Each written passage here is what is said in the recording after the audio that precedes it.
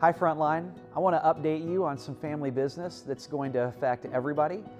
If you've been a part of Frontline for the last couple of years, you know that we've been looking for ways to expand what we're doing here at the church to reach more people with the message of Christ. So we've started a Saturday night service. We've been working toward a community center that will be here in this building. And we've also launched the Zero campaign, which is basically our vision that says we are not done as a church until 0 people are living unchanged for Jesus in our community. And so it's not just about gathering a bunch of people together in a building and calling that success. It's about how would God lead us to be a part of a movement where we would see 0 lost people in our community. And so that's what we've been asking and seeking God for. Now, we've become aware in the last few months of another church in our district. They're another Wesleyan church by the name of Compass. And Compass is 9 years old, and they have been meeting in Byron Center area. Currently, there are about 100 people, and they meet in Byron Center Middle School, just right down the road from the Tanger outlets in the Byron Center area. That's a part of our community that's growing very fast. And they've been meeting down there. In the last few months, they found themselves without a pastor. And so they've been going through this process of asking the question, what's next for us? What does God want us to do? And so a conversation started between our leadership and their leadership a few months ago. And we began just kind of trying to discern, is there some way that we could partner together to reach more people for Christ together? Is there a way we could be better together than actually separate and trying to run our own ministry separately? And so we've been wrestling with that. Now, another piece of this is that for the last year, Matthew DePrez, our intergenerational pastor, and myself have been having a conversation. And Matthew has been discerning a call on his life from God to take the next step in ministry. And he's been feeling called to become a lead pastor. And so we've been having really good, healthy conversations around that. But we've come to the place, honestly, Matthew and I, over the last few months, of kind of realizing, hey, at some point in the future, Matthew's probably going to leave Frontline, and he's going to go and he's going to become a lead pastor at another church. And when that day comes, we're going to bless him, we're going to pray for him, and he will leave our congregation and go to be a lead pastor somewhere else. And so what's happened is, over the last few months, we asked the question, what if God has been calling us to merge together with Compass Church and become one church in 2 locations? So we would be Frontline Church with a North Campus here on Plainfield and then a South Campus in Byron Center.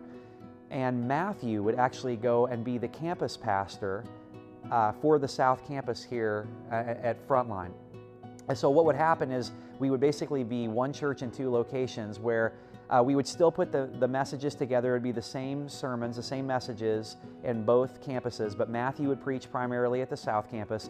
I would preach primarily at the North Campus on Plainfield, and then every once in a while we'd flip-flop, and I'd go down there and he'd come up here, and we would work together to try to reach more people for Christ.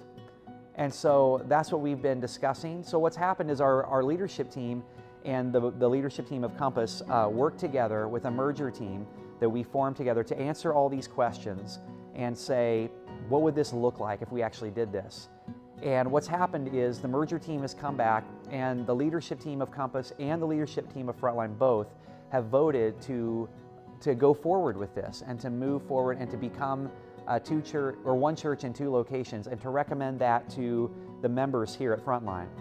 So what that means is we as a church are going to ask you, if you're a member of Frontline, to vote on this. And so May 21st and 22nd, we are going to have a vote for the members here at the church. Now you're going to vote on the leadership team on May 21st and 22nd, just like you do every year this time. What will happen is you'll come in and there will be tables set up, and you'll be able to vote on the leadership team for the next year, and there will be also a vote for this merger, for the 2 churches to be merged together into one church in 2 locations. And so we believe this is what God is calling us to do.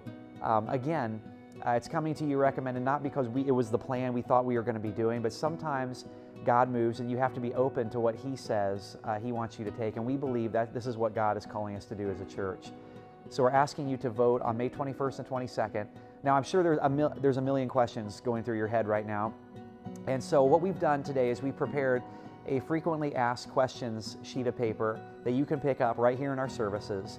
And then Matthew and I are going to be doing a couple of Facebook Live events to answer questions. So you'll actually be able to write in questions, and ask them, and we'll answer them on a Facebook Live event that you can participate in, and then it will still be there where you can watch it later. That's going to be happening May 3rd at 2 p.m., and the other one will happen May 7th at 4 p.m.